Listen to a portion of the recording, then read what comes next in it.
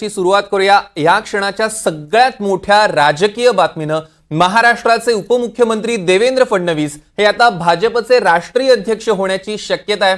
भाजपचे विद्यमान राष्ट्रीय अध्यक्ष जे.पी. नड्डा यांचा केंद्रीय मंत्रिमंडळात समावेश करण्यात आल्यानं त्यांच्या जागी आता नव्या अध्यक्षाची नेमणूक होणार आहे। भाजप राष्ट्रीय अध्यक्षपदाच्या शर्यतीत फडणवीस यांचंच नाव आघाडीवर असल्याची माहिती सूत्रांकडून मिळते।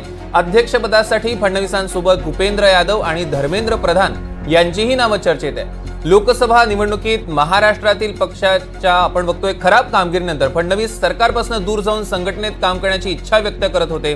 त्यामुळे आता फडणवीस यांची संघटनेत मोठी भूमिका असल्याचं सूत्रांकडून समजतंय। त्यामुळे आता देवेंद्र फडणवीसांना राज्याच्या राजकारणातून बाहेर काढत थेट देशाच्या राजकारणात सक्रिय करण्याचे हेच संकेत दिसतायत। या क्षणाची सगळ्यात मोठी बातमी आपण बघतोय। राष्ट्रीय अध्यक्षपदासाठी फडणवीसांचं नाव चर्चेत असल्याचं कळतंय। गेल्या काही दिवसांपासून मोदी आणि शहांसोबत त्यांच्या भेटीगाठी सुरू आहे। त्यामुळे आता राज्याच्या राजकारणानंतर देवेंद्र फडणवीस देशाच्या राष्ट्रीय राजकारणात सक्रिय होणार आहेत असं कळतंय। तर भाजपच्या राष्ट्रीय अध्यक्षपदाच्या शर्यतीत असलेले हे तीन जण आपण बघतोय। देवेंद्र फडणवीस सध्या उपमुख्यमंत्री महाराष्ट्र, भूपेंद्र यादव केंद्रीय पर्यावरण मंत्री आणि धर्मेंद्र प्रधान केंद्रीय शिक्षण मंत्री असे तिघे जण अध्यक्षपदाच्या शर्यतीत आहेत। याच संदर्भातले अधिकचे अपडेट्स आपण घेणार आहोत। रौनक कुकडे आपले प्रतिनिधी आपल्या सोबत जोडले गेलेत त्यांच्याकडून। रौनक, एकूणच जर भाजपची आपण महाराष्ट्रातली लोकसभेला कामगिरी बघितली तर ती अतिशय सुमार होती आणि त्याच्यानंतर फडणवीसांनी वरती असं मत व्यक्त केलं होतं की मला आता यातनं सरकारमधनं बाहेर पडू दे, मला संघटन मजबूत करू दे, आणि आता ज्या काही हालचाली सुरू आहेत ते त्याचेच संकेत देत आहेत असं वाटतं। निश्चितपणे सौरभ, आपण असं म्हणू शकतो, कारण जर आपण बघितलं तर संघटनमध्ये काम करण्याचा देवेंद्र फडणवीस यांचा चांगला अनुभव राहिलेला आहे। ते युवा मोर्चाचे अध्यक्ष म्हणून देखील त्यांनी काम केलं आहे। प्रदेश अध्यक्ष भाजप महाराष्ट्र या पदावर देखील त्यांनी चांगलं काम केलं आणि त्यांच्या अध्यक्षतेमध्येच 2014 मध्ये भाजपला जबरदस्त अशा स्वरूपाचं यश जे आहे ते महाराष्ट्रात मिळालं होतं। त्यामुळे संघटन हे देवेंद्र फडणवीससाठी काही नवीन विषय आहे असं नाहीये। त्यांनी संघटनेमध्ये चांगलं काम केलं आहे। दुसरं, संघाचं देखील देवेंद्र फडणवीस यांना बॅकिंग जे आहे ते पाहायला मिळत आहे। कारण आपल्याला माहिती आहे की लोकसभा निवडणुकीच्या निकालानंतर जेव्हा देवेंद्र फडणवीस दिल्लीला जात होते त्याच्या आधी नागपूरमध्ये संघाच्या काही महत्त्वाच्या पदाधिकाऱ्यांसोबत त्यांची महत्त्वपूर्ण चर्चा झाली होती। त्यांनी मुंबईमध्ये जी प्रेस कॉन्फरन्स घेतली होती निवडणुकी निकालानंतर, ज्यामध्ये त्यांनी असं मत व्यक्त केलं होतं की त्यांना संघटनेमध्ये काम करण्याची इच्छा आहे। त्यामुळे केंद्रीय नेतृत्वाने त्यांच्या संदर्भात निर्णय घ्यावा, त्यांना सरकारमध्ये आता काम करण्याची संधी देऊ नये, त्यांनी संघटनेमध्ये त्यांनी काम करावं। मात्र त्यावेळेस अमित शहांनी या संदर्भातलं जो त्यांची रिक्वेस्ट होती ती अमान्य केली होती आणि पुढे या संदर्भात निर्णय घेता येईल अशा स्वरूपाची त्यांना माहिती जी आहे ती देण्यात आली होती। मात्र आता जी सूत्रांच्या वतीनं माहिती उपलब्ध होते आहे, मधल्या काळात देवेंद्र फडणवीस यांनी पंतप्रधान नरेंद्र मोदी यांची देखील भेट घेतली आणि आता जी माहिती उपलब्ध होते त्यानुसार देवेंद्र फडणवीस राष्ट्रीय अध्यक्षपदाच्या रेसमध्ये सर्वात पुढे असल्याची माहिती उपलब्ध होते। त्यामुळे असं जर झालं तर निश्चितपणे महाराष्ट्राच्या राजकारणात अनेक महत्त्वाचे बदल जे आहे ते होताना पाहायला मिळतील। देवेंद्र फडणवीस नंतर महाराष्ट्रात बीजेपीचा मोठा चेहरा कोण किंवा बीजेपीला इथे कोण पुढे नेणार असे अनेक प्रश्न जे आहेत ते भाजप समोर होताना उपस्थित होताना पाहायला मिळू शकतात। त्यामुळे याकडे संघटनेचं काय मत आहे, केंद्रीय नेतृत्वाचं काय मत आहे, आशिष शेलार, गिरीश महाजन, चंद्रशेखर बावनकुळे, सुधीर मुनगंटीवार असे जे नेते आहेत यांच्याकडे मोठी जबाबदारी मिळू शकते का सरकारमध्ये, असे अनेक प्रश्न जे आहेत ते उपस्थित होताना पाहायला मिळतात। आणि सगळ्यात सरप्राइझिंग जर होऊ शकतं तर विनोद तावडे यांची राज्याच्या राजकारणात परत एकदा वापसी होते का असे देखील प्रश्न जे आहेत ते उपस्थित होतात। त्यामुळे जर देवेंद्र फडणवीस यांच्याकडे राष्ट्रीय अध्यक्षपदाची धुरा गेली तर विनोद तावडे हे महाराष्ट्रात येतील का हे बघणं देखील महत्त्वाचं ठरणार आहे। निश्चितच रौनक, अतिशय खरं तर इंटरेस्टिंग अशी ही गोष्ट आहे। तुम्हाला या संदर्भातला अजून एक प्रश्न विचारायचाच आहे मला, पण आपण आपले प्रतिनिधी सागर कुलकर्णी आपल्यासोबत जोडले त्यांच्याकडे।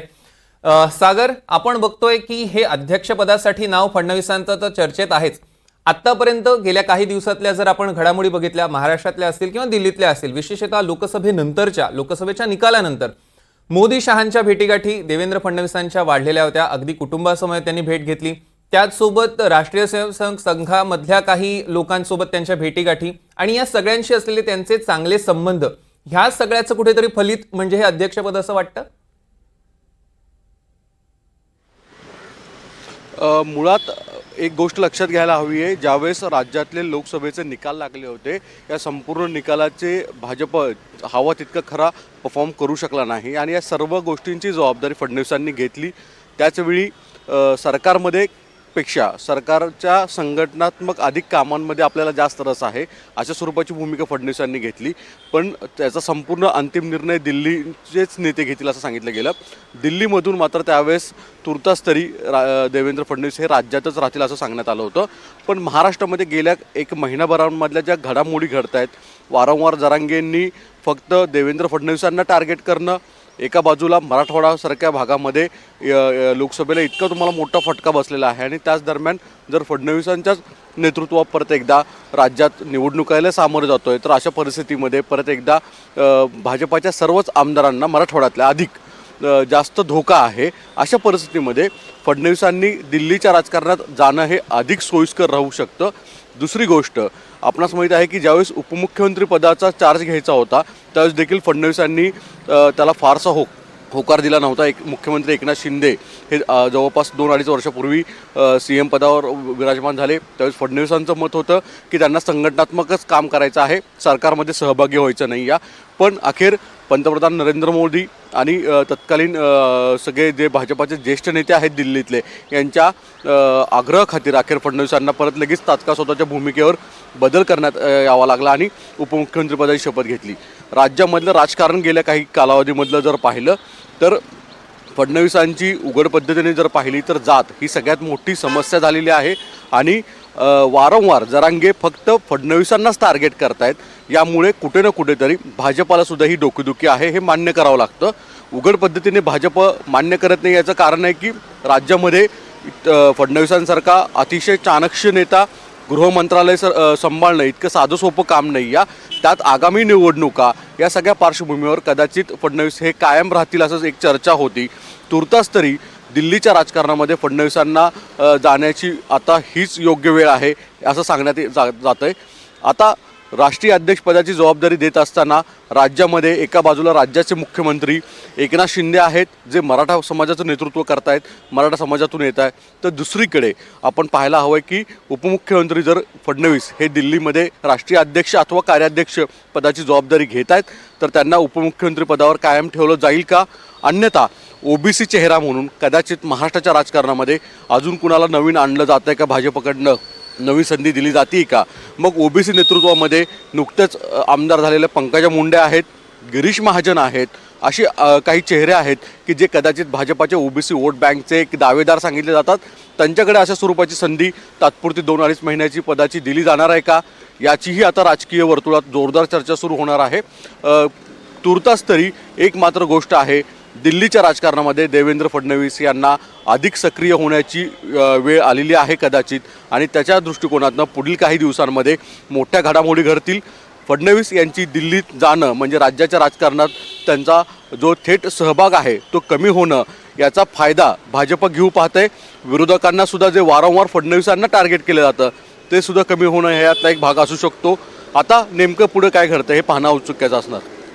निश्चितच सागर, असेच जोडलेले राहा. पुन्हा एकदा जाऊया आपण रौनक कुकडे यांच्याकडे. रौनक, आतापर्यंत जर आपण बघितलं तर या अध्यक्षपदाची जी शर्यत आहे त्यातले 3 प्रमुख दावेदार आहेत. एक म्हणजे भूपेंद्र यादव, दुसरे धर्मेंद्र प्रधान आणि तिसरे देवेंद्र फडणवीस. तिन्ही जर नावं बघितली तर त्यातले 2 जण हे केंद्रातले मंत्री, एक केंद्रीय पर्यावरण मंत्री आणि एक दुसरे केंद्रीय शिक्षण मंत्री. सो मग ह्या सगळ्यामध्ये फडणवीस नेमके कितपत परफेक्ट वाटतात?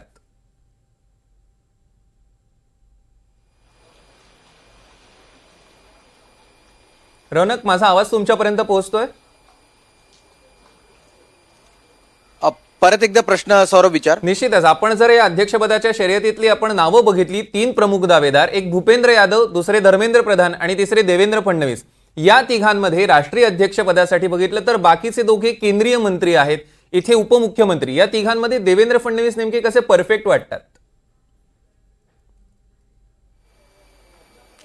मुख्यतः जर आपण बघितलं तर तिन्ही नेत्यांनी संघटनमध्ये चांगलं काम केलेलं आहे. तिघांना संघटनांचा चांगला अनुभव आहे. आपण जर बघितलं तर ज्यावेळेस नितीन गडकरी हे राष्ट्रीय अध्यक्ष झाले होते त्यावेळेस धर्मेंद्र प्रधान यांना महासचिव म्हणून त्यांच्या टीममध्ये नेमण्यात आलं होतं. त्यामुळे त्यांनी देखील संघटना पातळीवर चांगलं काम केलेलं आहे. भूपेंद्र यादव यांनी देखील अमित शहाच्या टीममध्ये महासचिव म्हणून जबरदस्त पद्धतीनं राष्ट्रीय लेवलवर चांगलं काम केलं आणि 2019 मध्ये आता जसं ते प्रभारी आहेत, महाराष्ट्र इलेक्शन प्रभारी आहेत, तशाच स्वरूपाची जबाबदारी त्यांना 2019 मध्ये देखील देण्यात आली होती.